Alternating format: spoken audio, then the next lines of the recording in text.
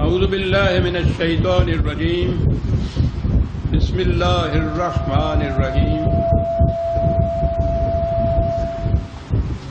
عزیزان ایمان، آج اگست 1983 کی 5 تاریخ ہے اور درس قرآن کریم کا آغاز سورہ الجمعہ کی آیت 9 سے ہو رہا ہے، 62/9۔ اس آیت کی تلاوت تو میں نے سابقہ درس میں کر دی تھی، لیکن اس کی تشریح آج کے درس پر ملتوی کر دی گئی تھی، کیونکہ میں نے کہا تھا کہ یہ بڑا اہم ایک بنیادی نقطہ ہے جس کی وضاحت کے لیے زیادہ وقت کی ضرورت ہے، اور وہی آج پیش ہوتا ہے۔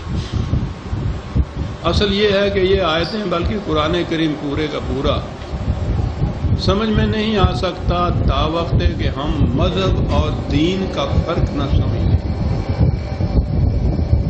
آج اسلام مذہب کی سطح پہ ہے اور یہ سارا کچھ دین کی چیزیں ہیں، تو وہ اس تصور کے اندر فٹ ان نہیں ہوتا۔ اس کے اپنے تصور تھے، اپنے نظریات ہیں، اپنا پروگرام ہے، اپنے احکام و قوانین ہیں جو اسی کے لیے ہیں جسے دین کہا جاتا ہے۔ مذہب کے اندر تو کھینچ تان کے کسی نہ کسی طرح سے لے آئے اور پھر ان کی تعویلیں ہوئیں، ان کے اپنے مقصد کے مطابق تفسیریں ہوئیں۔ یہ بنیادی غلطی یہی تھی کہ اس کو دین کی جگہ مذہب سمجھ لیا گیا۔ مذہب خدا اور بندے کے درمیان کسی قسم کے پرائیویٹ سے تعلق کا نام ہے جسے کوئی متعین نہیں کر سکتا کہ وہ ہوتا کیا ہے۔ تعلق باللہ الفاظ ہیں، چند اصطلاحات ہیں کہ وہ قائم ہو جاتا ہے۔ اس کے قائم ہونے کا ذریعہ پرستش، عبادت کا یہ ترجمہ ہوا پرستش، بندگی، بھکتی، ورشپ، ہر مذہب میں ہے یہ۔ ہر اہل مذہب اپنے اپنے طریقے پہ یہ کچھ کر لیتا ہے اور مطمئن ہو جاتا ہے کہ میں نے مذہب، ریلیجن، دھرم کا فریضہ ادا کر دیا۔ اب اس کے لیے یہ کہ صاحب اس سے ہوتا کیا ہے، تو پھر ایک اور اصطلاح آ جاتی ہے کہ اس سے ثواب ہوتا ہے۔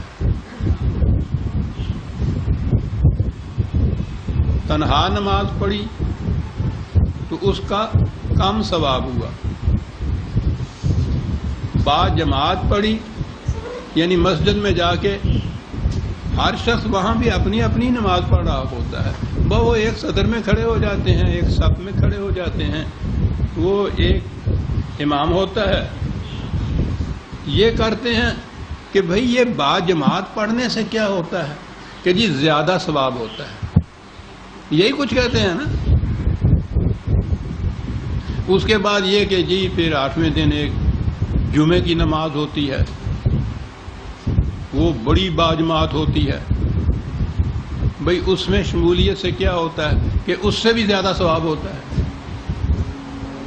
اور ثواب نہ کوئی سمجھا سکتا ہے نہ بتا سکتا ہے کہ ہوتا کیا ہے، اپنے ذہنی چیز ہے یہ۔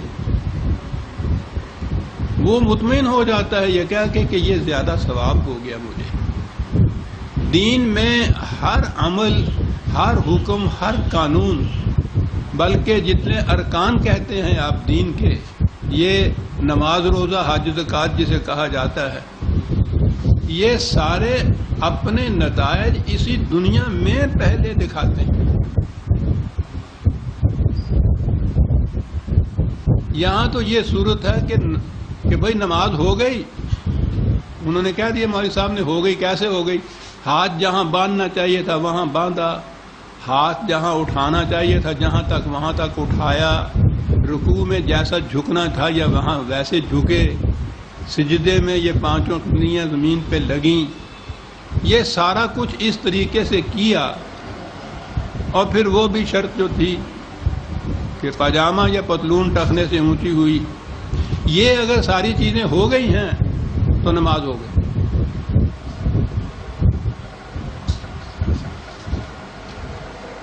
اس نے کہا تھا کہ نماز تو خیر لفظی عربی کا نہیں ہے، فارسی کا لفظ ہے،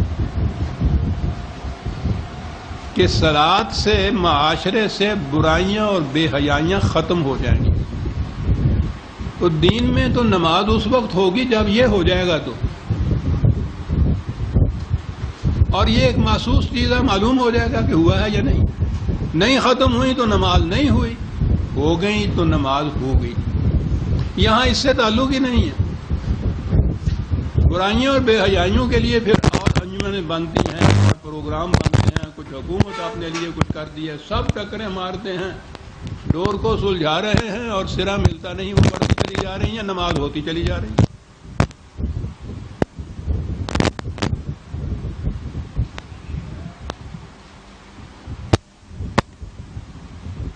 مذہب میں تصور انفرادی نجات کا ہے، میری بخشش ہو جائے، وہ ان چیزوں سے ہو جاتی ہے۔ جیسے وہ ثواب ہے نا، وہ زیادہ سے زیادہ ثواب اور ذہن کے اندر آتا جاتا ہے، اور اس کے بعد پھر بخشش، پھر اس کے بعد اس پہ بھی نہیں، وہ اللہ کے فضل پہ ہوتی ہے، حضور کی شفاعت پہ یہ ہوتی ہے۔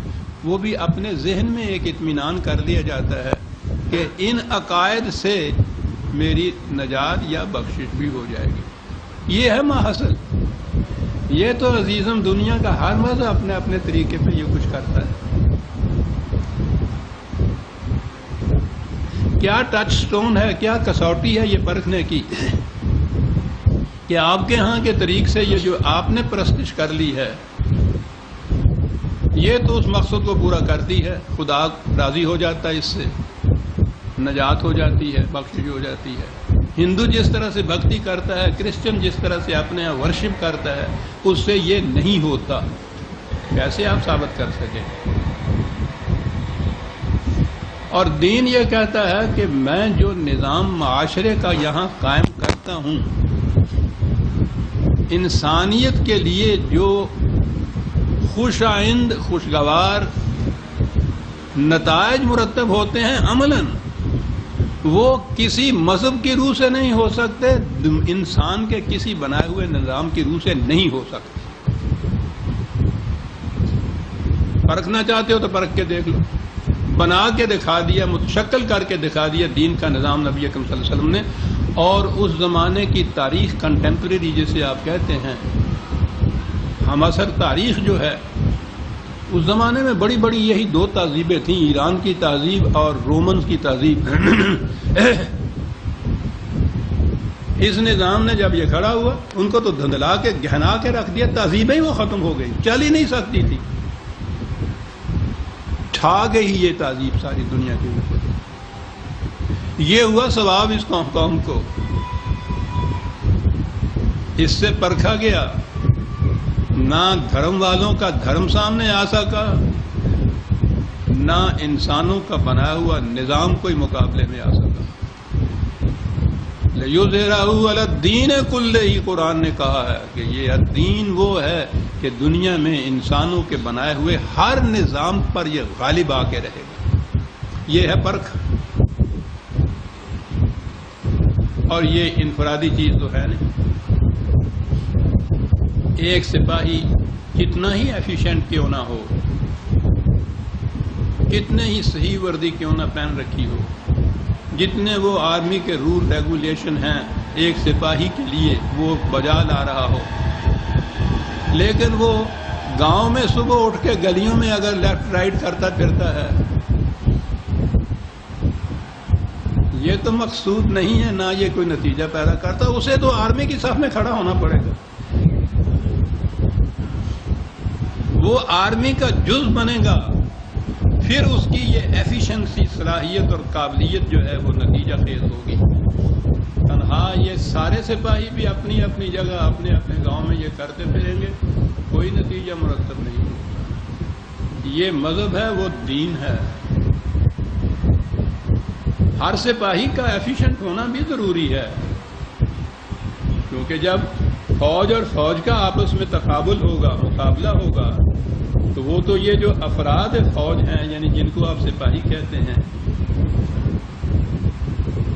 وہ ان کے جوہر ذاتی، ان کی قابلیت، ان کی ایفیشنسی، ان کی صلاحیت، ان کا کردار، اس پہ بھی تو یہ مبنی ہوگا نا، وہاں یہ کام دے گا، یہ بھی ضروری ہے، لیکن اگر یہ کتنا ہی ایفیشینٹ سپاہی کیوں نہ ہو، اپنے گاؤں کے اندر کھڑا بیٹھا ہے، الگ الگ پریڈ کر رہا ہے، اس کی ایفیشنسی کسی کام نہیں آئے گی۔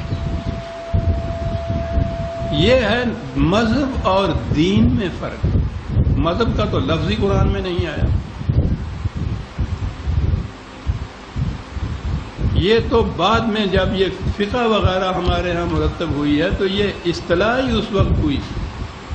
یہ اصطلاح جو تھی اسلام کے لیے نہیں تھی۔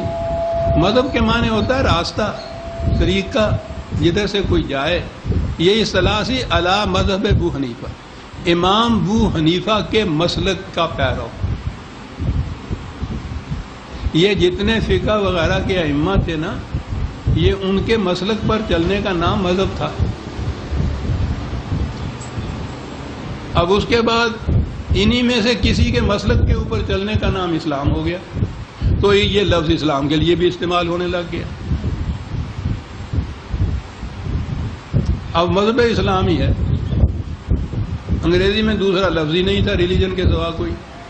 ان کی کرسچینٹی تو ریلیجن تھی، انہوں نے بھی اس کا ترجمہ کیا ریلیجن ہی کیا۔ ہمارے ہاں والوں میں نے جو ترجمہ کیا تو ریلیجن ہی کیا، اردو میں کیا مذہب کیا، انگریزی میں کیا ریلیجن کیا۔ الدین کے لیے تو لفظ ہی کوئی نہیں تھا۔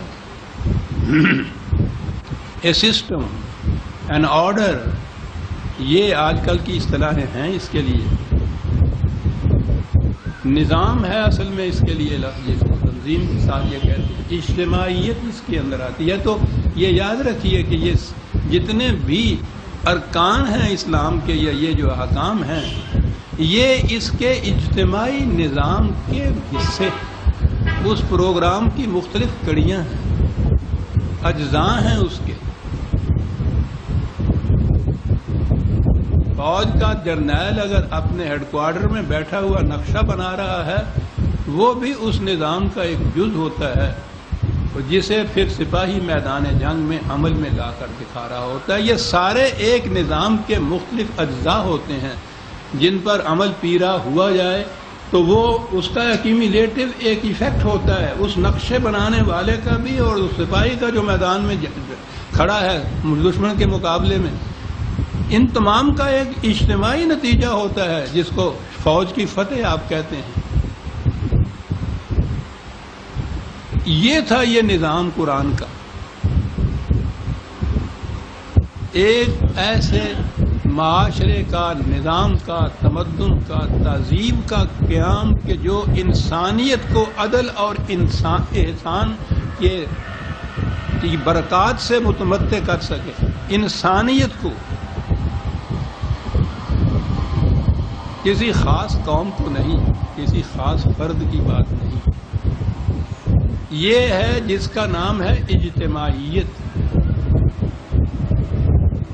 اب یہ جو کہا جائے نا کہ نماز تو جماعت کے ساتھ ہی ہوتی ہے، بالکل صحیح کہا۔ سپاہی تو فوج کی صف کے اندر سپاہی ہے۔ اب اس کا مفہوم سمجھ میں آ جائے گا کہ یہ جو زور دیا گیا ہے اجتماعیت کے اوپر، قرآن میں تمام احکام جمع کی صیغے میں آئے۔ معاف رکھیے گا۔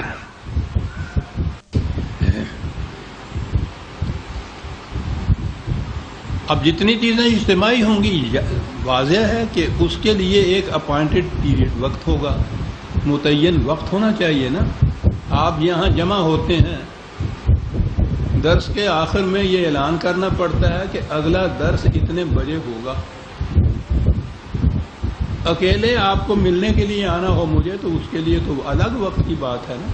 یہ جو اجتماعی طور پہ آپ نے اکٹھا ہونا ہے، اس کے لیے تو ایک وقت متعین ہونا چاہیے نا۔ اب یہاں سے بات سمجھ میں آ جائے گی کہ قرآن کریم نے جو کہا،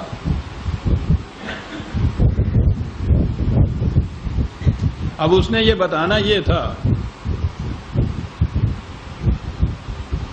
کہ صلاۃ جسے آپ کہتے ہیں، یہ نہیں ہے کہ انفرادی طور پر جس وقت جس کا جی چاہے اس نے اپنے طور پر نماز ادا کر لی۔ یہ تو اکٹھے ہونے کی بات تھی ایک مقصد کے لیے۔ 4/103 ان الصلاۃ کانت علی المؤمنین کتابا موقوتا. صلاۃ جو ہے یہ ایسا فریضہ ہے جماعت مومنین کا کہ جو اپوائنٹڈ ٹائم کے اوپر ادا کیا جائے گا. یوں بہتر سمجھ سکتے ہیں، جو وقت مقرر کیا گیا ہے اس وقت کے اوپر جمع ہوں گے یہ تو یہ فریضہ ادا ہوگا. اس کے لیے ایک وقت مقرر کیا گیا.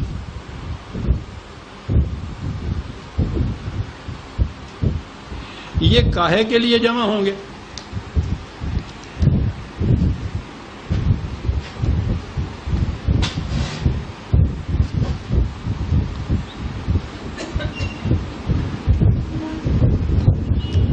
بیالیس بڑا 38 42/38 والذین استجابوا لربہم. کیا بات ہے، استجاب بڑی اہم اصطلاح ہے قرآن کی. جو لوگ خدا کی آواز پر اس کی دعوت پر لبیک کہتے ہوئے آگے بڑھتے ہیں اور دوسرے مقامات کے اندر ہیں، وہ تو بڑی عجیب آیت ہے سورہ انفال کی. اگر یہی ہے آیت، اگر میں غلط نہیں پڑھتا تو استجیبوا للہ ولرسولہ اذا دعاکم لما یحییکم. خدا اور رسول کی آواز پر لبیک کہو جب وہ رسول تمہیں اس چیز کی طرف بلائے جو تمہیں زندگی عطا کر دے. یہ دعوت اس نظام کی طرف تھی کہ جو زندگی عطا کر دے، اور ضمناً کہا جا رہا ہے یا ایھا الذین آمنوا، ارباب ایمان، اور ظاہر ہے کہ وہ زندہ تو ہیں. شیخ صاحب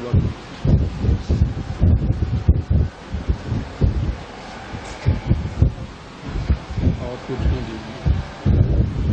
یعنی یہ ایک چیز بڑی غور طلب ہے کہ وہ تو زندہ ہیں جن سے کہا جاتا ہے کہ لبیک کہو خدا اور رسول کی اس دعوت پر، اس بلاوے پر، اس کال پر جو تمہیں زندگی عطا کر دے. زندہ انسانوں سے کہا گیا ہے کہ آؤ اس دعوت کی طرف جو تمہیں زندگی عطا کر دے. تو زندگی اور زندگی میں فرق ہو گیا. یہاں پہلی زندگی تو فزیکل لائف ہے، طبعی زندگی ہے، وہ تو حیوانوں کو بھی میسر ہے، کفار کو بھی میسر ہے، گناہگاروں کو بھی میسر ہے، فاسق و فاجر کو بھی میسر. فزیکل لائف میں تو سب موجود ہوتے ہیں. تو قرآن اس لائف میں جو صرف فزیکل سطح پہ زندگی تھی ان لوگوں کو آواز دیتا ہے کہ آؤ اس نظام کی طرف جو تمہیں زندگی عطا کر دے. یاد ہوتا ہے مجھے پھر بار بار وہی آ جاتا ہے، وہ بات تو غزل کی ہے لیکن وہ جو فرق کیا ہے نا وہ شاعر نے، وہ بڑا عمدہ فرق ہے کہ زندگی عمر بھر نہیں ہوتی. عمر اور زندگی میں فرق کیا ہے اس نے. عمر طبعی سن و سال کا نام ہے. کتنی عمر ہو گئی جی؟ 60 سال کی ہو گئی، 60 سال کی. اس 60 سال میں زندگی کے دن کتنے ہیں تمہارے؟ اذا دعاکم لما یحییکم. اے وہ جو عمروں کے حساب سے اپنی زندگی کو گنتے ہو، آؤ تمہیں بتائیں کہ اس عمر میں تمہارے زندگی کے دن کتنے ہیں. تو کاہے کے لیے آیا والذین استجابوا لربہم، جو اپنے رب کے اس دعوت کے اوپر اس لبیک کہتا ہے، وَأَقَامُوا الصَّلَاةَ، اور قیام صلاۃ کا فریضہ ادا کرتے ہیں. جمع کا صیغہ ہے جی. پھر وہ بھی جو شخص نہیں، جو لوگ اقامت صلاۃ کا فریضہ ادا کرتے ہیں. کاہے کے لیے؟ وَأَمْرُهُمْ شُورَىٰ بَيْنَهُمْ، تاکہ ان کے تمام معاملات باہمی مشورے سے طے ہوں. یہ سوچئے تو صحیح کہ اقاموا الصلاۃ وَأَمْرُهُمْ شُورَىٰ بَيْنَهُمْ استجاب لرب، کتنا اہم معاملہ ہوگا جس کے لیے آواز دی جا رہی ہے ان کو. اصطلاح ہے اس کی اقامت صلاۃ.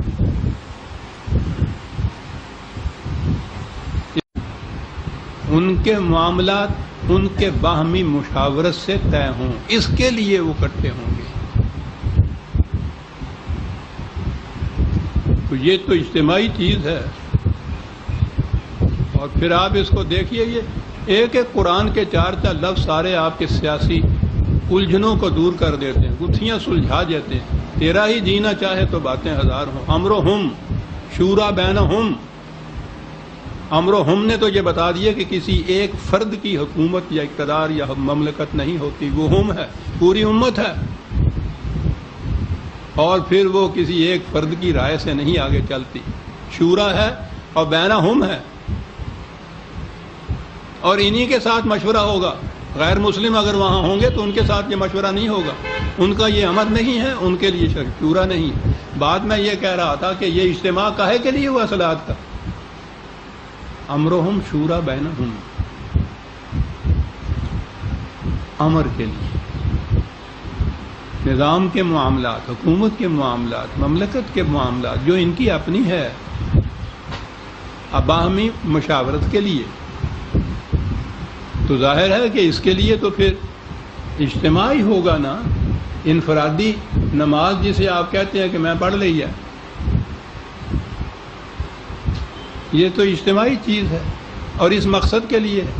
اور اب وہ بات سمجھ میں آئی کہ جب یہ اس نے کہا کہ ان الصلاۃ کانت علی المؤمنین کتابا موقوتا، یہ فریضہ وہ ہے کہ جو اس کے لیے وقت مقرر کیا جائے اس وقت کے اوپر وہاں حاضر ہوا کرو۔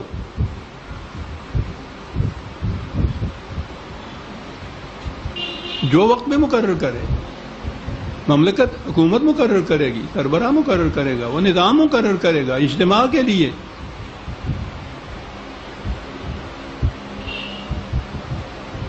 یہ تاکید کی کہ وہ ایسے ہی نہ اس کو لائٹلی لیا کرو، جو وقت مقرر کیا جائے اس وقت کے اوپر وہاں حاضر ہوا کرو، کیونکہ بڑے اہم معاملات میں مشاورت کرنی ہے تم سے۔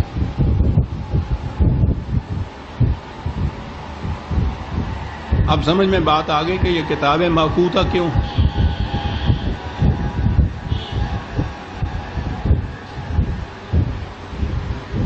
یہ دین تھا۔ میں نے عرض کیا کہ ہمارے ہاں کی تاریخ بھی، وہ تو دین تو ایک طرف جو عام تاریخ کا بھی اصول ہوتا ہے اس پہ بھی پوری نہیں اترتی۔ 250 سال بعد میں جا کے بغیر کسی قسم کے پریویس ریٹن ریکارڈ کے، تحریری کوئی مسئلہ نہیں تھا، 200-250 سال بعد جا کے حدیثیں مرتب ہوئیں۔ تاریخ بھی سب سے پہلی آپ کے اس دور میں 250 سال بعد، پہلے سے کوئی ریٹن ریکارڈ نہ ہو تو جو کچھ وہ مرتب ہوگی اسے آپ تاریخ کہیں گے۔ لیکن اس میں بھی بہرحال کچھ نہ کچھ تو کوئی چمک کی چیز مل ہی جاتی ہے۔ یہ ہے اس کے اندر کہ جب کوئی اہم معاملہ پیش ہوتا تھا تو اس وقت وہ ایک ڈونڈی پیٹنے والا جسے کہتے ہیں نا، منادی کرنے والا، اس زمانے میں یہی طریقے تھے، وہ منادی کرتا تھا شہر میں، مدینہ میں، الصلاۃ الجامع، الصلاۃ الجامع، آؤ صلاۃ کے لیے جمع ہو جاؤ۔ یعنی وہاں آتے تھے۔ وہ یہ ٹھیک ہے کہ جس طرح سے ہر اپنے امر، اپنے کام کی نسبت خدا کی طرف پہلے کرتے ہیں، اس کے لیے یہ ٹھیک بات ہے کہ یہ بھی جو قرآن میں ہے کہ صلاۃ کے لیے وہ کھڑے ہوں تو امام یہ کرے اور رکعت یہ کریں، تو جیسے ہم اپنے اجلاس میں تلاوت قرآن کریم کی رسم پوری کرتے ہیں نا، وہ اس کی ابتدا اس طرح سے کرتے تھے کہ جو کچھ بھی ہم یہاں مشورہ کریں گے یا طے کریں گے، ہمارے امور جتنے بھی ہیں وہ خدا کے مقرر کردہ نظام کے لیے ہیں، اس کی تعمیل کے لیے ہیں، اس کی ہدایت کے لیے یہ ہیں، اس کے لیے ایک رسم بھی ادا کرنی ضروری ہوتی ہے، یعنی محسوس شکل میں جسے آپ رکعت کہتے ہیں۔ لیکن آواز یہی ہوتی تھی کہ ایک اہم معاملہ درپیش ہے، اس کے لیے اکٹھے ہو جاؤ۔ یہ تھا کتاب موقوت۔